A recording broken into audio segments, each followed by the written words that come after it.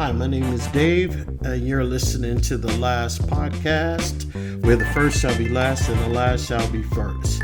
If this is the first time you're listening, welcome. I hope you enjoyed the show. If you're returning, welcome back. Thank you for listening. I really appreciate it, and I hope you continue to receive value, tips, ideas that will enhance your day one way or another. Today, I want to actually talk about the love of writing.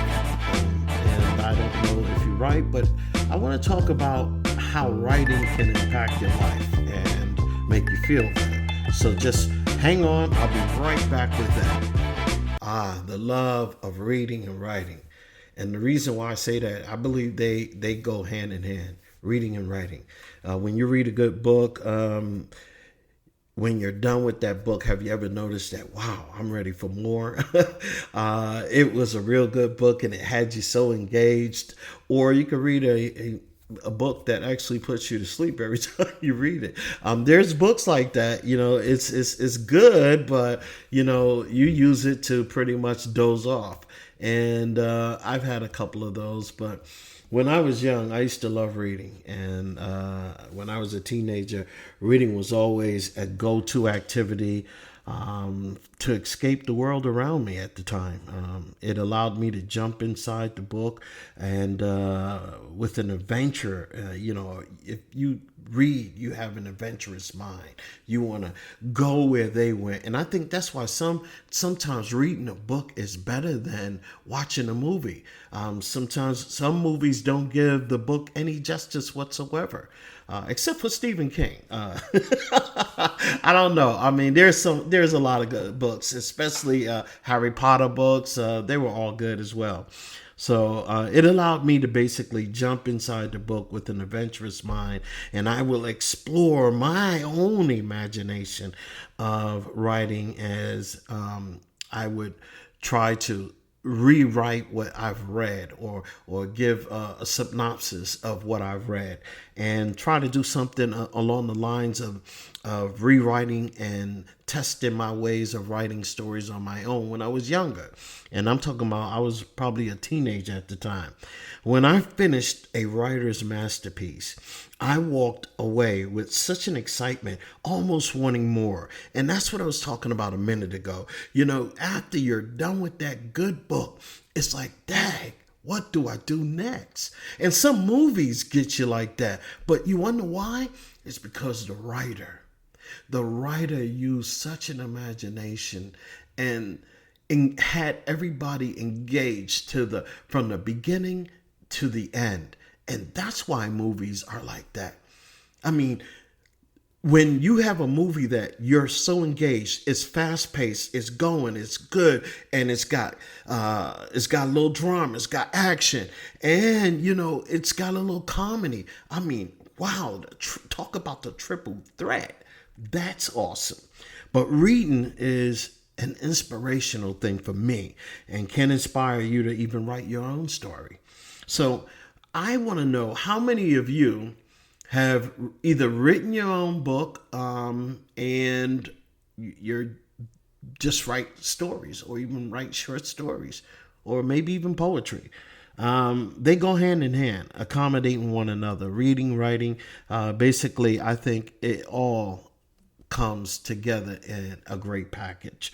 Writing will allow you to share your ideas, thoughts, and views, and you can take people on the emotional high. You can have them laugh. You can make them feel sorrowful. You can have them feel joy, and sometimes with a powerful story can even bring some people to tears. So you think about that.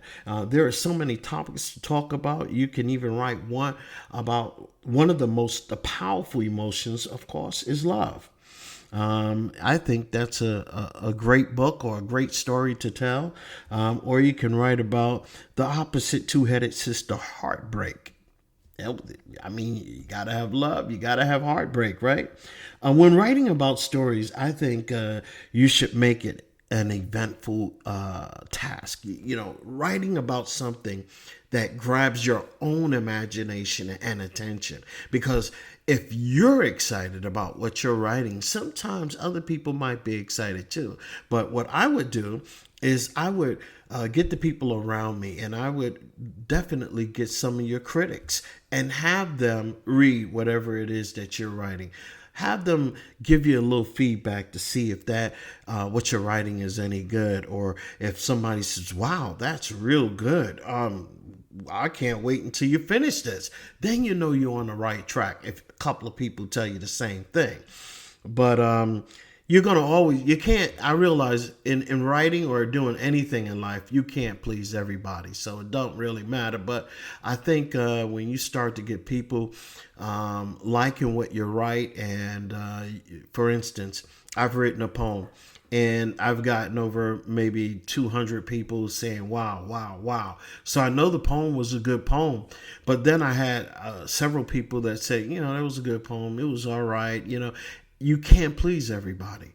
But if you get quite a few people who enjoy what you're writing, you're onto something. So keep on writing.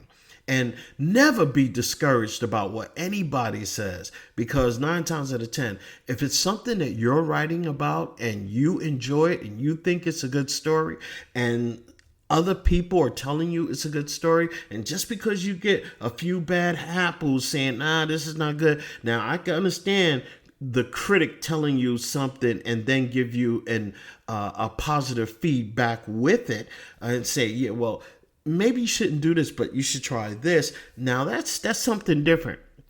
But again, you can't please everybody when you're trying to write something.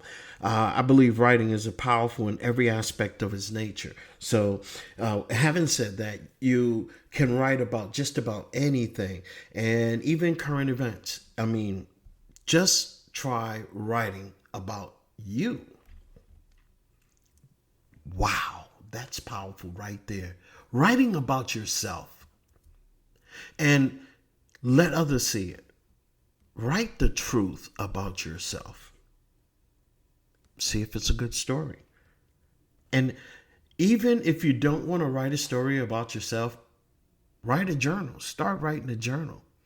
That'll help you, because you can always go back and say, "Wow, I felt this at this time. Wow." And let me tell you the funny thing about a journal. One day I've written in a journal, and this was in my 30s. I've written the same thing in my 40s and when in my 50s. I look back and said, "Wow, I felt the same way in all 3 decades." That's powerful. Speechwriters have the ability to start movements with their words, and that's why I like speeches. Now, you can write a speech, but not everybody can write a powerful speech. A powerful speech can align people in one direction. It could start movements. And that is a powerful writer. So if you have not written anything, or if you don't be in the habit, if you're not in the habit of reading, I suggest you start changing your ways. Start getting a good book and read, and then start writing your own story, or start writing a story. Start writing something, because the better you write, the more you write, the better you're going to become. So that's my tip for today. I wish you guys the best. My name is Dave. You're listening to the last podcast. I want you guys to start writing right now. And if you have a good story that you would like to share with me, please send it to thelastpodcast443@gmail.com. And you know what?